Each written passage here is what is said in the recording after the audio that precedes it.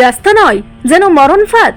কমলপুর মহকুমার অন্তর্গত 208 নম্বর জাতীয় সড়কের ইরারপাড় থেকে মানিক ভান্ডার পর্যন্ত প্রায় 1 কিলোমিটার রাস্তার বর্তমান দশা দেখে এমনটাই মনে করছেন স্থানীয় বাসিন্দারা। অত্যন্ত পরিতাপের বিষয় হলো উন্নয়নের দাবি নিয়ে সংস্কার করা এবং নবনির্মিত এই রাস্তাটি কাজ শেষ হওয়ার মাত্র 2 মাসের মধ্যেই কঙ্কালসার অবস্থায় পরিণত হয়েছে।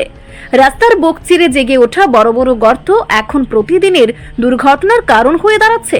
স্থানীয়দের অভিযোগ, সংস্কারের সময় নিম্নমানের সামগ্রী ব্যবহারের ফলে এই বিপত্তি। পিচ উঠে গিয়ে বড় বড় গর্তের সৃষ্টি হওয়া। এই পথ দিয়ে যাতায়াত করতে গিয়ে প্রতিনিয়ত প্রাণ হাতে নিয়ে চলতে হচ্ছে ছোট বড় সব ধরনের যানবাহনকে।